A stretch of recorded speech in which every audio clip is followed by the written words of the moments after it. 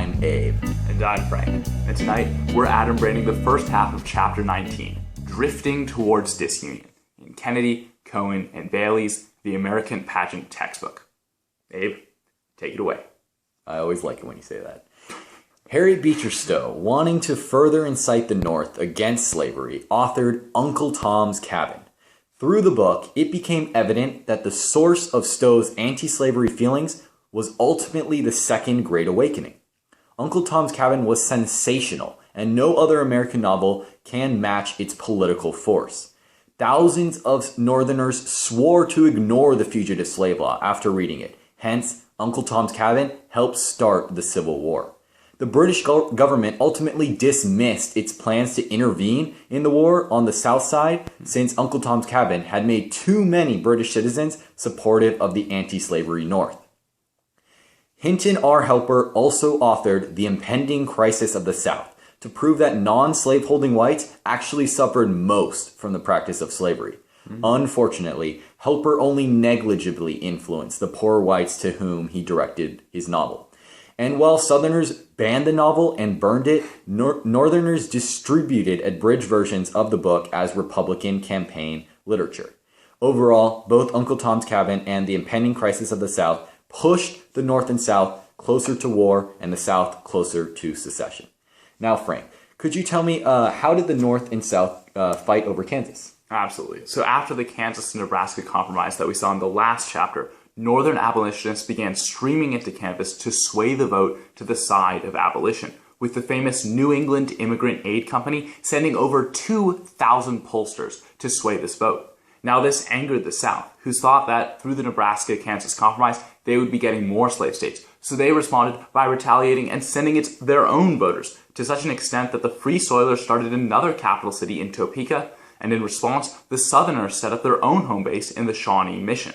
Now, in 1856, tensions came to a breaking point, with Southerners raiding and burning the abolitionist town of Lawrence. The fight over slavery was intensifying even more. Abe, can you tell me if, in particular, did any certain militant abolitionists further the debate about slavery? Yes.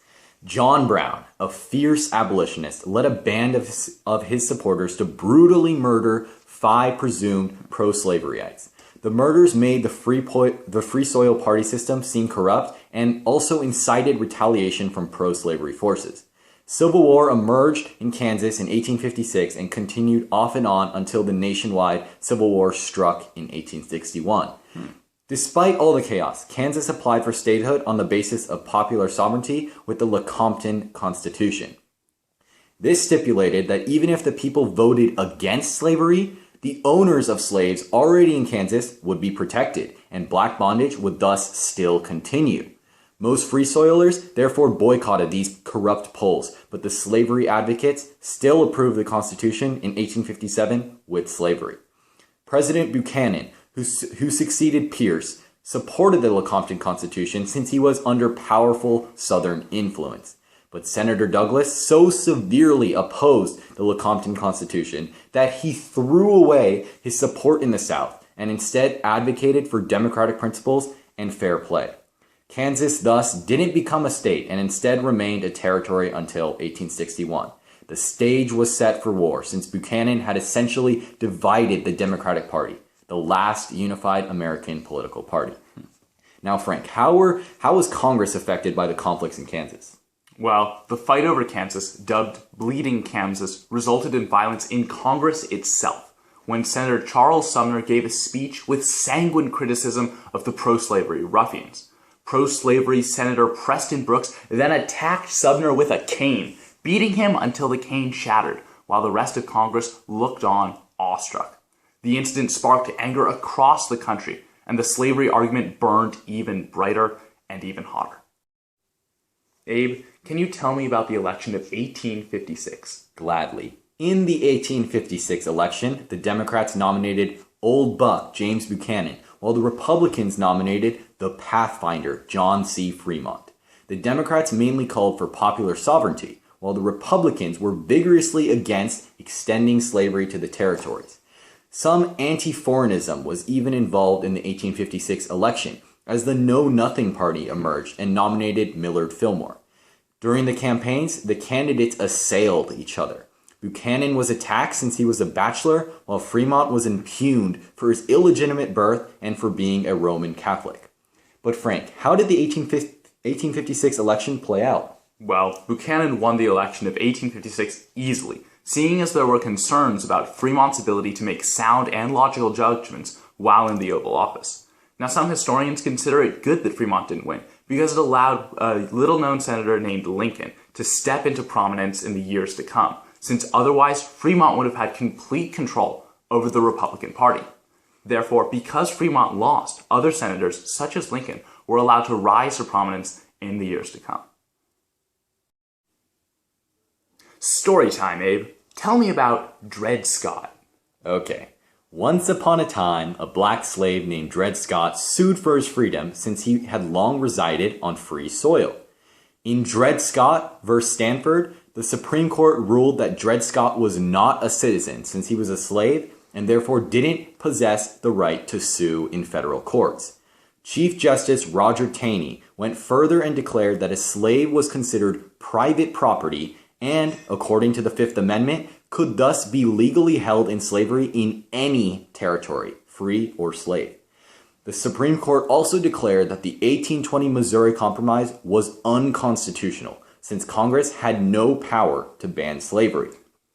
Southerners were elated with this victory, while many Northern Democrats were appalled.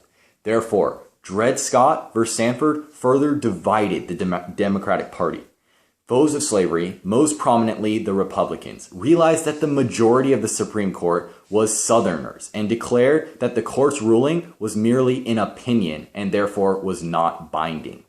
But Frank, could you tell me, was there any panic among Americans after the Dred Scott decision? Well, actually, the Panic of 1857 followed hot on the heels of the Dred Scott decision and was caused by the usual suspects. First, over-speculation on land and infrastructure, and second, the inflation wrought by the influx of Californian gold.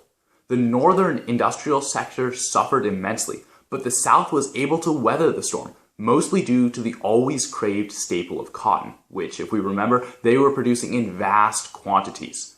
Another effect was the passage of the Homestead Act by Congress, a bill intended to provide land for the poor. However, it was vetoed by President Buchanan, who had ties to the South.